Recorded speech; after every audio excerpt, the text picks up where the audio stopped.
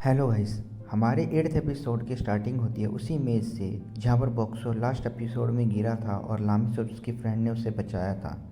हमें पता लगता है कि बेयर कैट बॉक्सो के खाने को खाकर बहुत ज़्यादा खुश हो रहे होते हैं और कह रहे होते हैं वाह कितना ज़्यादा टेस्टी है। इसके बाद हमें उसी गेट के टकले गार्ड और उसके फ्रेंड को दिखाया जाता है जो कि बॉक्सो के खाने को खा के बहुत ज़्यादा खुश हो रहे होते हैं।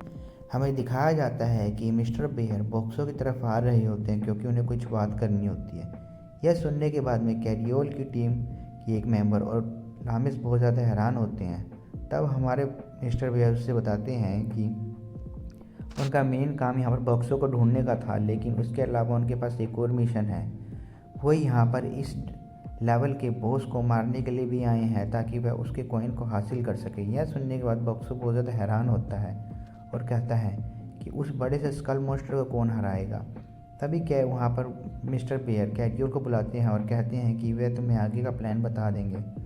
कैरियर उन्हें बताता है कि हमारा मेन काम यहाँ पर तुम्हारे बचाने था, लेकिन हमारे को उस बॉस को भी हराना है क्योंकि वे उस बॉस ने इस पूरे फ्लोर पे काफ़ी ज़्यादा परेशानी कर रखी है और काफ़ी ज़्यादा मॉन्स्टर्स को वह मार रहा है।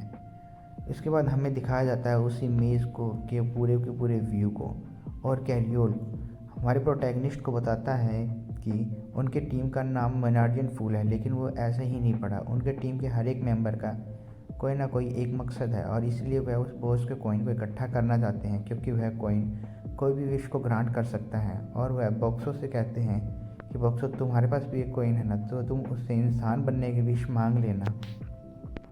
इसके बाद हमें रात का सीन दिखाया जाता है जहाँ पर कि बॉक्सो ये सोच रहा होता है कि वह अगर इंसान बन गया तो वह क्या कर सकता है। वह लामिस के साथ में बात कर पाएगा, लामिस के हाथों खाना खा पाएगा और लामिस के साथ में अपने फीलिंग्स को भी शेयर कर पाएगा। इसके बाद हमें नेक्स्ट डे का सीन दिखाया जाता है जहाँ पर कि सभी के सभी लोग उस मॉन्स्टर को हराने के लिए तैयार हो रहे होते हैं और हमारी गिल्ड का कैप्टन मिस्टर बियर एक मैप को निकालता है जिसको देखने के बाद में हमारा प्रोटैगनिस्ट बॉक्सो कहता है क्या वाहियात मैप है, ये तो पूरा भी नहीं है। तभी उसको याद आता है कि जब वह फ्लोर से गिर रहा था तब उसने एक फ़ोटो खींची थी पूरे के पूरे मैप की और वह उस पूरी की पूरी फ़ोटो को अपने एक छोटी सी डिस्प्ले पे दिखाने लगता है ताकि वह बाकी सभी लोगों की मदद कर सके। उस मैप को देखने के बाद में मिस्टर बेयर कहते हैं ये तो हमारे इस पूरे के पूरे फ्लोर का मैप है। वाह बॉक्सो, तुम तो बहुत ज़्यादा अमेजिंग हो और तुमने पूरे के पूरे फ्लोर के मैप की फ़ोटो खींच ली थी। तो उसके बाद में इलूमी कहती है कि बॉक्सो इसका मतलब तुम किसी भी चीज़ को देखते हो तो तुम उस चीज़ को बाकी सब लोगों को दिखा भी सकते हो। तो बॉक्सो कहता है हाँ, मैं सभी चीज़ों को दिखा भी सकता हूँ। इतनी ही देर में कैरियोल की टीम की एक मेंबर भी अपने मैप को बॉक्सो के मैप को देखकर अपडेट करने लग जाती है ताकि एमरजेंसी में वह उसको यूज़ कर सकें। मिस्टर बेयर सभी को बताते हैं कि उन्होंने कुछ ट्रैप्स को लगाया है जिससे कि वह मॉन्स्टर को आसानी से हरा सकते हैं। यह सुनने के बाद में कैरियोल और बाकी सब लोग भी काफ़ी ज़्यादा खुश होते हैं। हमें दिखाया जाता है कि वह टकला और उसके फ्रेंड को भी उन्होंने मॉन्स्टर को मारने के लिए अपने साथ में बुलाया है। तभी मिस्टर बेयर कहते हैं सभी लोग बीच में से साइड हो जाओ क्योंकि अब वह उन्हें ट्रैप दिखाने वाला है। तभी सभी लोग दीवार के साथ में चिपक जाते हैं और मिस्टर बेयर दीवार के पास में लगे एक बटन को दबाता है।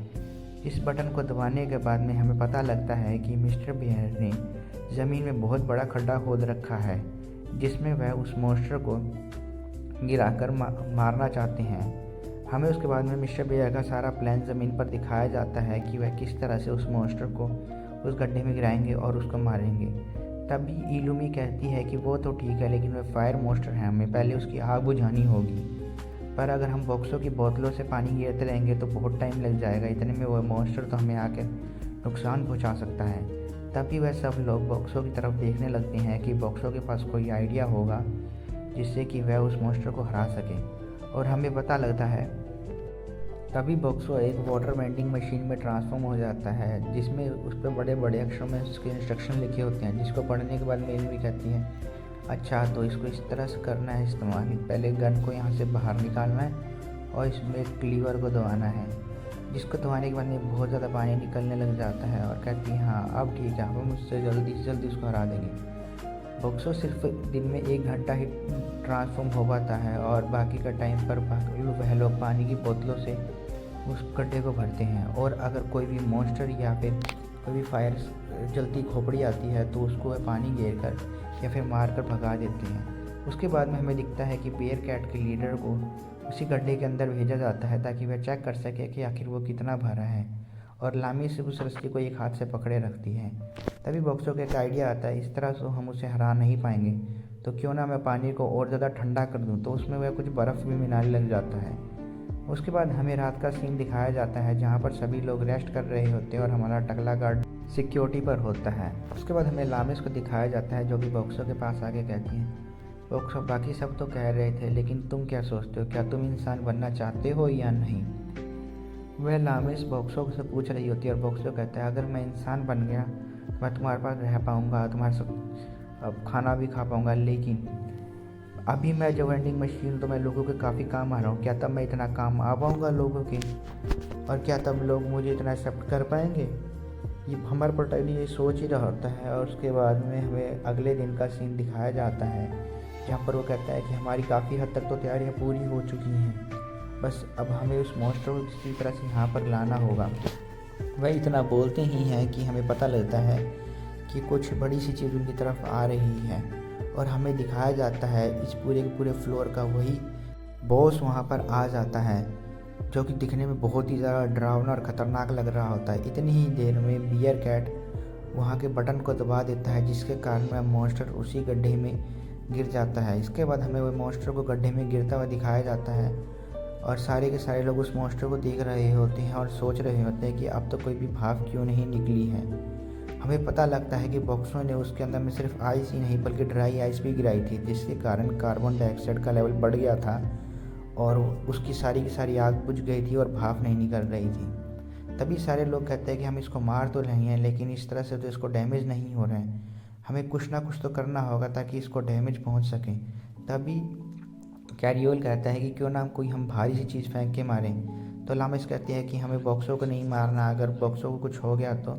इससे बाकी सब लोग भी मना कर देते हैं बॉक्सो को फेंकने के लिए। इतनी ही देर में बियर कैट कहता है, जो भी करना है जल्दी करो, वो स्केलेटन बॉस ऊपर चढ़ता हुआ आ रहा है। इतनी ही देर में हमारा प्रोटैगनिस्ट कहता है कि अगर ये सारे नीचे गए तो काम हो जाएगा। वह अपने आप को एक अडल्ट मैगजीन मशीन में कन्वर्ट कर लेता है, जिसे शर्मा कर लामिस उसे ज़ोर से थप्पड़ मारती है और हमारा प्रोटैगनिस्ट हवा में उड़ता हुआ जाता है और जाकर सीधा उस बड़े से मॉन्स्टर के सर पर लगता है, जिसके कारण उसकी पूरी की पूरी खोपड़ी टूट जाती है और उसके बाद में पूरी की पूरी रीढ़ की हड्डियाँ और नीचे से बाकी हड्डियाँ भी, और वो टूट कर बिखर जाता है।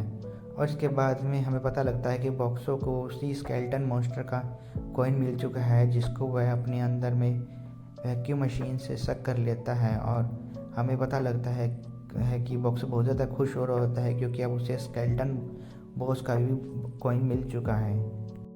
बॉक्सो इसके बाद में अपने चारों तरफ बैरियर्स को लगा के बैलून को फुलाना स्टार्ट कर देता है, जिससे कि हमारा प्रोटैगनिस्ट हवा में उड़ता जाए और वह अपने आप को एक कार्डबोर्ड वेंडिंग मशीन में कन्वर्ट कर लेता है।